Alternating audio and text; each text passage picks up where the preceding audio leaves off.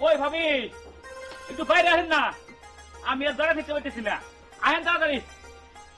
এই যে আইছি ভাই, বাড়ি তুমি বহ নেই। আচ্ছা ভাবি। তুমি বহ, আমি আমার ননদের ডাক দিতেছি। আচ্ছা। নিশি, এই নিশি, আইতাছি ভাবি। আয়। কি ভাবি ডাকছো কেন? ডাকছি আবার কি লিগা?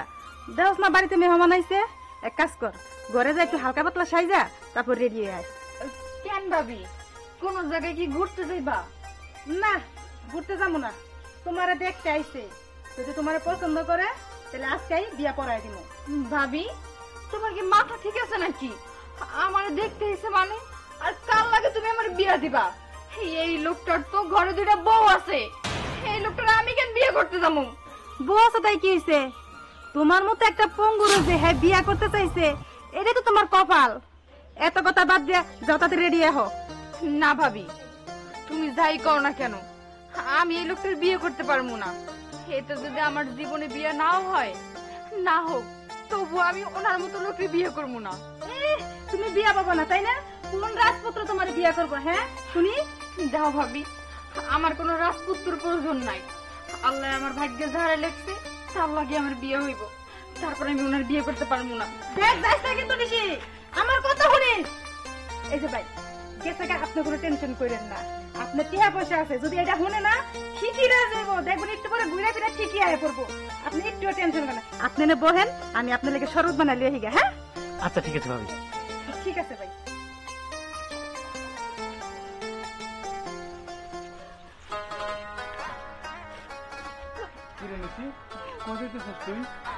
ভাইজান তোমার কাছে যাইতেছিলাম। আচ্ছা ভাইজান, একটা কথা বলছে, আমি তোমাকে কাছে এতই বোঝা হয়ে গেছি, তাইলে আমার কেন গলা টিপে তোমরা মাইরা ফেলাইতেছো না? চুপ কর, কি সব উল্টা পাল্টা কথা হইতেছ? তুই আমার কাছে বোঝা হইতে চাবি কেন? তুই আমার একটা মাত্র বোন, কি হয়েছে সেটা কথা আমারে। কি হয় নাই সেইটা জিজ্ঞেস করো। জানো ভাইজান, ভাবি আজকে বাড়িতে আর একটা পোলা নিয়ে আইছে, যার কিনা ঘরে দুইটা বউ আছে, সে একজন পঙ্গু। আমি পঙ্গু দেখা ভাবি ওই লোকের সাথে আমার জোর করে বিয়া দিতে চায়। কি কইতেছে এসব? চল আমার লগে, আমি ও দেখবো তোর ভাবি তোরে কার লগে বিয়া দেয়। চল আমার লগে।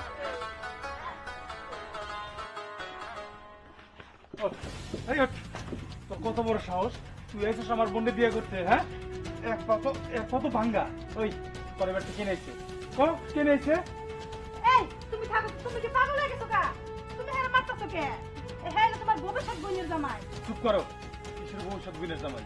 তোমার কি মাথা ঠিক আছে? তাও একটা ন্যাংরা, আর ওর দুটা বউ আছে, তুমি ওর লাগে আমার বোনের বিয়ে ঠিক করছো? দেখো এত মাথা গরম করো না, হইতে পারে তার দুইটা বউ আছে, তাই কি হয়েছে?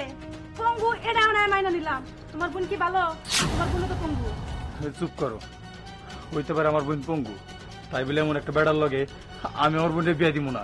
আর শোনো, তোমার একটা কথা বলে রাখি, আমার বোনের বিয়ে নিয়ে তোমার কোনো চিন্তা করা লাগবে না। ওর কোথায় বিয়ে দেওয়া লাগে না দেওয়া লাগে সেটা একাই আমি বুঝবো, তুমি এটা মাথা কামাবে না। ওই তুই এখানে দাঁড়িয়ে রয়েছিস কেন?